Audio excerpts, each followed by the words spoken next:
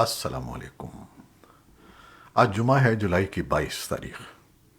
پاکستان میں اس وقت شام کے 7، بھارت میں 7:30، اور یہاں ہماری اسٹوڈیوز کی گھڑیوں میں صبح کے 10 بج رہے ہیں۔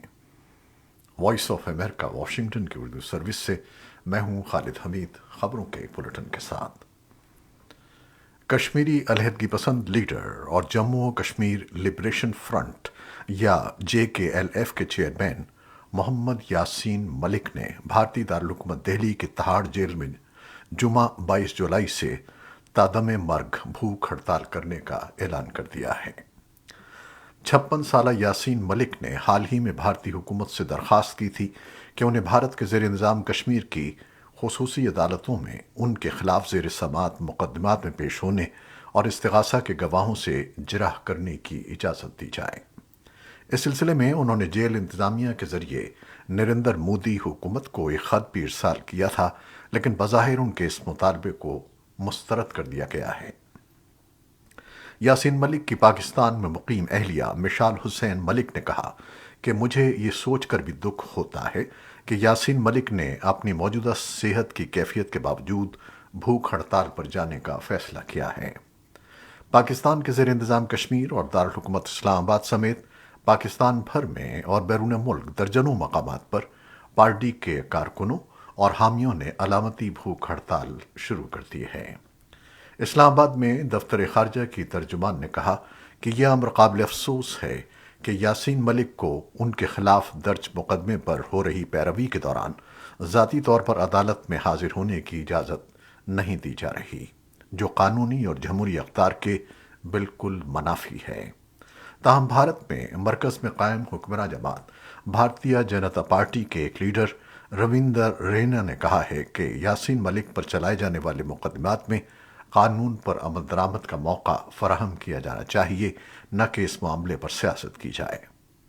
یاسین ملک کو رواں برس مئی میں نئی دہلی کی خصوصی عدالت کی طرف سے ٹیرر فنڈنگ کے ایک معاملے میں عمر قید کی سزا سنانے کے بعد تہاڑ جیل کے سیل نمبر 7 کے ایک ہائی سیکورٹی وارڈ میں قید تنہائی میں رکھا گیا تھا۔ خبر رساں ادارے AP کے مطابق اقوام متحدہ کے سیکرٹری جنرل اینتونیو گوتریس اور ترک صدر رجب طیب اردوان جمعے کے روز ایک اہم معاہدے پر دستخطوں کی نگرانی کر رہے ہیں، جس کے تحت یوکرین بحیرہ اسود سے عالمی منڈیوں میں اپنے اناج کی کھیپ دوبارہ بھیج سکے گا اور روس اناج اور کھاد کی برآمد کر سکے گا۔ اس بندش نے عالمی غذائی تحفظ کو خطرے میں ڈال دیا تھا۔ پچھلے ہفتے فریقین نے اقوام متحدہ کے منصوبے پر ایک عارضی معاہدہ کیا تھا، جس کے تحت یوکرین اشد ضرورت کا 22 ملین ٹن اناج اور دیگر زرعی مصنوعات برآمد کرنے کے قابل ہو جائے گا، جو جنگ کی وجہ سے یوکرین کی بحیرہ اسود کی بندرگاہوں میں پھنسی ہوئی ہیں۔ حکام نے کہا ہے کہ اس معاہدے کے تحت استنبول میں ایک کنٹرول سینٹر کے قیام کی توقع ہے، جس میں اقوام متحدہ، ترکی، روس اور یوکرین کا عملہ تعینات ہوگا، جو اناج کی برآمدات کی دیکھ بھال کرے گا اور اس میں رابطہ قائم کرے گا۔ یہ بحری جہازوں کی بحفاظت گزرنے کو بھی یقینی بنائے گا اور یہ دیکھے گا کہ جہازوں میں اناج اور کھاد جا رہی ہے، نہ کہ ہتھیار۔ گتریس نے سب سے پہلے اپریل کے آخر میں ماسکو میں روسی صدر ولادیمیر پوٹن اور کیف میں یوکرین کے صدر ولادیمیر زیلنسکی سے ملاقاتوں کے دوران یوکرین کی زرعی پیداوار اور روس کی اناج اور کھاد کی پیداوار کو عالمی منڈیوں میں واپس لانے کی اہم ضرورت کے مسئلے کو اٹھایا تھا۔ انہوں نے جون کے اوائل میں اس خدشے کا اظہار کرتے ہوئے ایک پیکج ڈیل کی تجویز دی تھی کہ جنگ بہت سے ترقی پذیر ممالک کے لیے خوراک کی فراہمی کو خطرے میں ڈال رہی ہے اور 121 ملین لوگوں کی خوراک میں مزید قلت پیدا کر سکتی ہے۔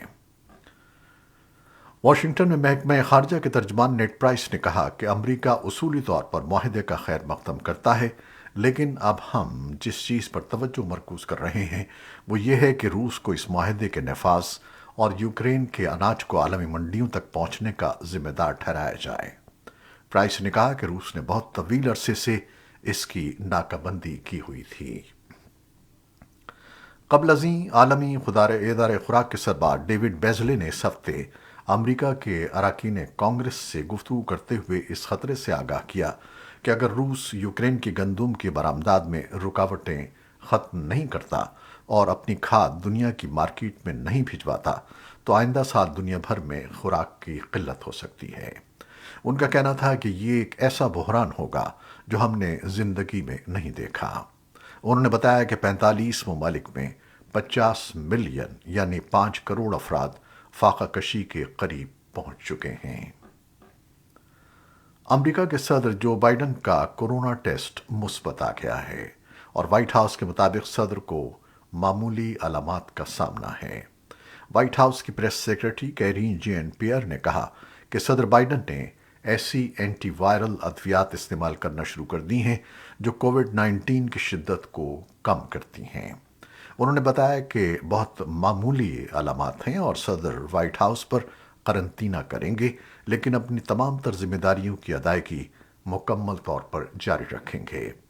ادھر چینی صدر شی جن پنگ نے آج ایک پیغام میں اپنے امریکی ہم منصب جو بائیڈن کی کورونا وائرس سے جلد صحت یابی کی نیک خواہشات کا اظہار کیا ہے۔ یہ بات چین کی وزارت خارجہ نے ایک باقاعدہ پریس بریفنگ کے دوران کہی۔ آئی ایم ایف آنے والے مہینوں میں پاکستان کی بیرونی مالی ضروریات پوری کرنے کے لیے سعودی عرب سے یقین دہانی مانگ رہا ہے۔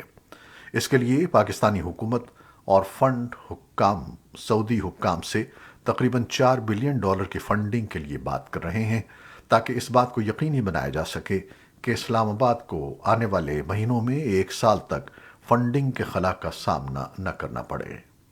سعودی عرب کو اس مقصد کے لیے آئی ایم ایف کے ممبر ملک کے تحت اسے حاصل خصوصی حقوق یعنی اسپیشل ڈرائنگ رائٹس کو استعمال کر کے پاکستان کو امداد دینے پر آمادہ کیا جا رہا ہے۔ پاکستان کے سب سے بڑے صوبے پنجاب میں وزیر اعلیٰ کون بنے گا، اس کا فیصلہ آج صوبائی اسمبلی کے اجلاس میں ہونا ہے جو اس وقت جاری ہے۔ مقابلہ پاکستان مسلم لیگ نون اور اس کی اتحادی جماعتوں کے مشترکہ امیدوار حمزہ شہباز اور تحریک انصاف اور مسلم لیگ ق کے امیدوار پرویز الہی کے درمیان ہونا ہے۔ سمینہ بیگ اور نائلہ کیانی دنیا کی دوسری بلند ترین چوٹی K2 کو سر کرنے میں کامیاب ہو گئی ہیں۔ دونوں کوہ پیما پاکستان کی جانب سے K2 سر کرنے والی پہلی خواتین کوہ پیما بن گئی ہیں۔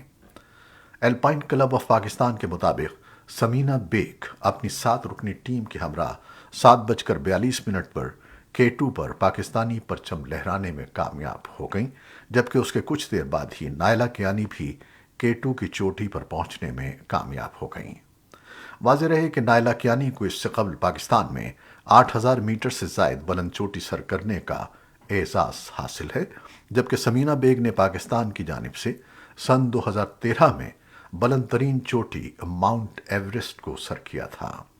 جمعے کو K2 کو سر کرنے والوں میں پاکستان کے علاوہ سعودی عرب اور ایران سے تعلق رکھنے والی خواتین بھی شامل تھیں۔ کابل میں پاکستان کے سفیر کا کہنا ہے کہ پاکستان کی کابینہ نے جمعرات کو multi modal air road corridor کی منظوری دے دی ہے تاکہ پاکستان کے راستے افغان سامان کی آمد و رفت کو مزید آسان بنایا جا سکے۔ سن 2021-22 میں دونوں ممالک کے درمیان کل تجارت کا حجم $1.55 بلین تھا۔ جمعے کے روز ایک پاکستانی روزنامے فرائیڈے ٹائمز نے رپورٹ دی ہے کہ افغان برآمدات $834 ملین تھیں جبکہ پاکستان کی برآمدات تقریباً $750 ملین تھیں۔ دریں اثنا پاکستان کی کابینہ نے جمعرات کو افغانستان میں پاکستان کے تعمیر شدہ ہسپتالوں کے آپریشنز چلانے اور آلات کی تنصیب اور ان ہسپتالوں کے عملے کی تنخواہوں کی ادائیگی کے لیے فنڈنگ کی منظوری دے دی ہے۔ بھارت کی مشرقی ریاست اڑیسہ کے میوربھنج ضلع کی 64 سالہ دروپدی مورمو بھارت کی صدر منتخب کر لی گئی ہیں۔ وہ ملک کی پہلی قبائلی اور دوسری خاتون صدر ہیں۔ وہ بھارت کی اب تک کی سب سے کم عمر صدر بھی ہیں۔ جاپان نے آج اپنے سالانہ دفاعی وائٹ پیپر میں روس کی یوکرین کے ساتھ جنگ، چین کی تائیوان کی دھمکیوں اور کمزور ٹیکنالوجی سپلائی چین سمیت قومی سلامتی کے بڑھتے ہوئے خطرات سے خبردار کیا ہے۔ वजीर दिफा नोबोकेशी ने नामानिगारों को बताया कि इस साल का दिफाई वाइट पेपर हमारे मुल्क को दरपेश सिक्योरिटी चैलेंजों की वजाहत करता है, जिसमें रूस का यूक्रेन पर हमला और ख़ास तौर पर अमरीका और चीन के दरमियान स्ट्रेटेजिक मुकाबला शामिल है। रिपोर्ट में हुकूमत के सिक्योरिटी खदशात का तयन किया गया है और अगले माह वजारत दिफा के बजट की दरख्वास्त तैयार की जा रही है। ये थी वो खबरें जो फेसबुक लाइव पर हमने आपके लिए पेश की। हमारी वेबसाइट, यूट्यूब और पॉडकास्ट पर ये बुलेटिन आपके लिए पोस्ट कर दिया जाता है। आप हमारे बुलेटिन को शेयर करते हैं और अपने कमेंट्स में अपनी मोहब्बतों का इजहार करते हैं, जिसके लिए हम आपके फर्दन फर्दन ममनून हैं। अपनी काविशों को, अपनी मोहब्बतों को जारी रखिएगा। आज के न्यूज़ एडिटर कमर अब्बास जाफरी के साथ खालिद हमीद को अब इजाज़त दीजिएगा। अल्लाह हाफिज़।